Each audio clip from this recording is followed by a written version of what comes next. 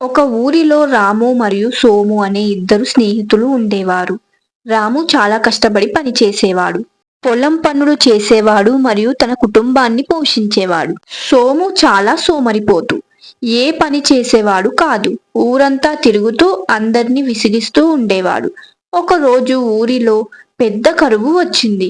వర్షాలు లేక పంటలు ఎండిపోయాయి. తినడానికి తిండి కూడా దొరకడం కష్టమైపోయింది. ఊరి ప్రజలంతా ఆకలితో అలమటిస్తున్నారు. రాము మాత్రం ముందు చూపుతో ఉండటం వల్ల కొంత ధాన్యాన్ని దాచిపెట్టుకున్నాడు. ఆ కష్ట సమయంలో అది అతడికి మరియు అతని కుటుంబానికి చాలా ఉపయోగపడింది. అతను పొదుపుగా వాడుకుంటూ తన కుటుంబాన్ని ఆకలి నుండి కాపాడుకున్నాడు. సోము మాత్రం తిరగడానికి కూడా ఓపిక లేక కింద పడుకొని ఉన్నాడు. ఆకలితో అతని కడుపు పేగులు అరుస్తున్నాయి. అప్పుడు అతడికి రాము గుర్తుకు వచ్చాడు. ఎలాగైనా రాము సహాయం అడగాలని అతడి ఇంటికి వెళ్ళాడు. రాము సోము పరిస్థితిని చూసి జాలిపడ్డాడు. అతనికి కొంత ఆహారం ఇచ్చాడు మరియు కష్టపడి పని చేయమని సలహా ఇచ్చాడు.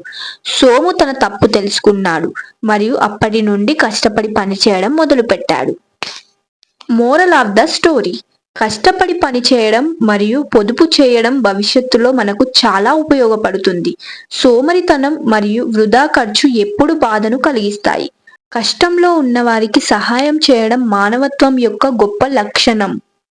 ఈ కథ ద్వారా మనం తెలుసుకోవాల్సింది ఏంటంటే, రాములాగా మనం కష్టపడి డబ్బు సంపాదించినంత మాత్రాన కాదు, అతనిలాగా డబ్బుని పొదుపు చేసుకున్నప్పుడే మనం కష్టంలో ఉన్నప్పుడు ఉపయోగపడుతుంది. సోములాగా చేస్తే ఎప్పటికీ మనం ముందుకు సాగలేము. ఈ వీడియో కనుక మీకు నచ్చినట్లయితే లైక్ చేయండి, షేర్ చేయండి, కామెంట్ చేయండి. సబ్స్క్రైబ్ చేయడం మాత్రం మర్చిపోకండి. మరొక మంచి వీడియోతో మీ ముందుంటాను. Until then bye bye.